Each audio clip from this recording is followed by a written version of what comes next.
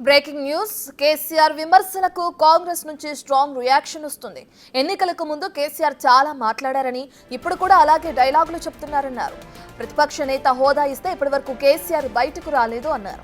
ప్రభుత్వం కారు ఇల్లు అన్నీ ఇచ్చినా కేసీఆర్ ఇన్నాళ్ళు ఏం చేశారో సమాధానం చెప్పాలన్నారు.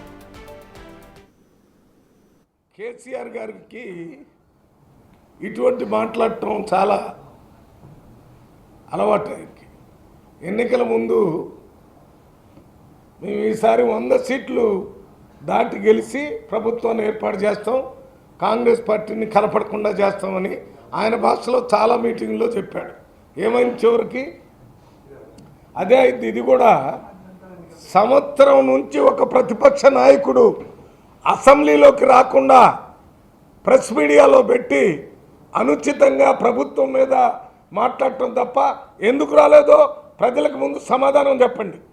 నువ్వు ప్రతిపక్ష నాయకుడివి, నీకు ప్రభుత్వం క్యాబినెట్ ర్యాంక్ ఇచ్చింది, మీకు అన్ని ప్రభుత్వం క్యాబినెట్కి ఇవ్వాల్సిన అన్ని సౌకర్యాలు కల్పించింది, మీకు ప్రొటెక్షన్తో పాటు మీకు కారు, మీకు ఇల్లు, మీరు తిరగడానికి కావాల్సిన అన్ని ఏర్పాట్లు, సెక్యూరిటీ ఏర్పాటు చేసింది.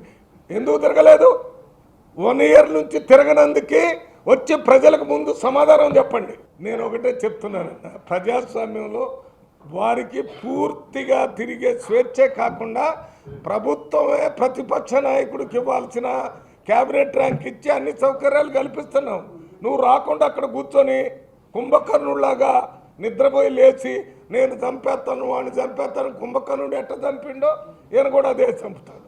1 ఇయర్లో రికార్డు స్థాయిలో ప్రజలకి సంబంధించి ఏ ప్రభుత్వం, ముఖ్యంగా కేసీఆర్ ప్రభుత్వం 10 సంవత్సరాల్లో 2 గదులు ఇళ్ళు ఇస్తారని చేయని దాన్ని 1 సంవత్సరంలోనే మొన్ననే మేము గ్రామంలో మీటింగ్ పెట్టి ఇండ్లు ఇవ్వటానికి 5 లక్షల రూపాయలతో ఇందిరమ్మ ఇల్లు కట్టించడానికి అన్ని చర్యలు తీసుకుంటున్నాం.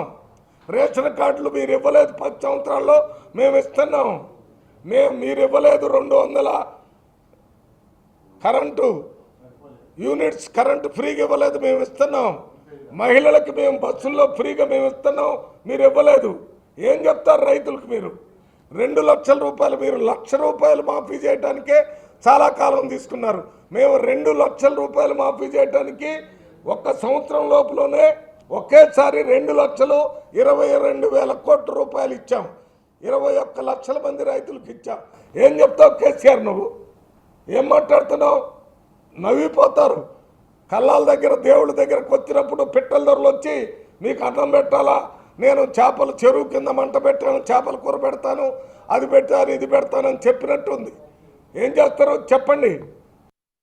బీఆర్ఎస్ పార్టీ ప్రజల సమస్యల మీద పోరాటం చేయటం లేదు, వాళ్ళ పార్టీ అస్తిత్వం కోసం. ఇప్పుడు కేటీఆర్, హరీష్ రావు ఫెయిల్ అయ్యారు, ఇప్పుడు కేసీఆర్ గారు కూడా స్టేట్మెంట్ ఇవ్వాలని ఇచ్చాడు తప్ప దానివల్ల ఒరిగేదేమీ లేదు. ఇది వాళ్ళ పార్టీ అస్తిత్వం కోసం, వాళ్ళ నాయకులు పార్టీ వదిలిపెట్టి పోకుండా ఉండటం కోసం ఇచ్చే స్టేట్మెంట్ తప్ప దీని మీద ఏ రకమైనటువంటి వాస్తవం లేదు. ఎందుకనంటే రైతులకు మేము చేసినట్టు మీరేం చేయలేదు. అదే రకంగా మేము ఇవాళ పేద ప్రజలకి 12,000 రూపాయల సంవత్సరాలకు ఇస్తున్నాం, మీ ప్రభుత్వంలో ఇవ్వలేదు.